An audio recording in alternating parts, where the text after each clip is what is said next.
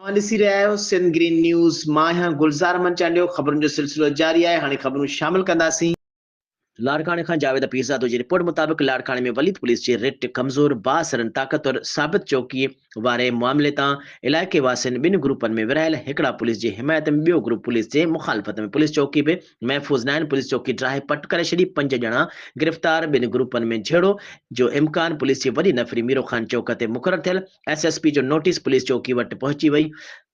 जवाबदार फरार थी विया। UC4 हैदरी टाउन जे चेयरमैन ज़ुल्फ़कार लिब्रोही पारां केस दाख़िल करे जवाबदारनि गिरफ़्तार करण जो मुतालबो। तफ़सील मूजिबि लाड़काने शहर जे वली थाणे जे हद मीरो ख़ान चौक ते ठारायल नई पुलिस चौकीअ खे 62 शख़्स जे माण्हुनि पारां जदीद हथियारनि ऐं डंडा बरदार थी ड्राहियो पियो वियो त पुलिस SSP खे इतला बैदि SSP लाड़काने रूहल खोसो नोटिस वठई फौरी तौर ते पुलिस खे हुकुम कई। पुलिस चौकी वटि पहुची जवाबदार फरार थी विया। उन दौरान UC4 हैदरी टाउन जे चेयरमैन ज़ुल्फ़कार लिब्रोही सहाफ़ियुनि सां ॻाल्हाईंदे चयो त असांजे मुखिया चौक कारोबारी मर्कज़ मीरो ख़ान चौक ते अमन जी बहाल लाइ SSP लाड़काने मीरोल ख़ान खोसो जे हुक्म ते पुलिस जी चौकी ठाही वई।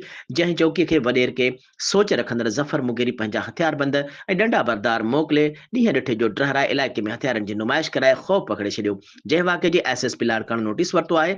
उमीद त वॾेरे ख़िलाफ़ असराइती कार्रवाई थींदी। हुन चयो त उन मामले जे मुतालिक़ PPA जे आला क़यादत खे बि आगाह कंदासीं। हुन चयो त अमन अमान असां शहरियुनि जो हक़ आहे। उहो कहिड़ो माण्हू आहे जेको पुलिस ख़िलाफ़ थी उॾोहारियुनि जो साथ ॾिए अमन ख़राब करण जी कोशिश करे रहियो आहे। अहिड़नि अमन दुश्मननि खे वाक़ो कबो। SSP मां सां राब्तो कयो वियो जंहिं जो चवणु हुयो त 5 माण्हू गिरफ़्तार कया आहिनि। कानून हथ में खणण जी कंहिंखे बि इजाज़त न ॾिनी वेंदी।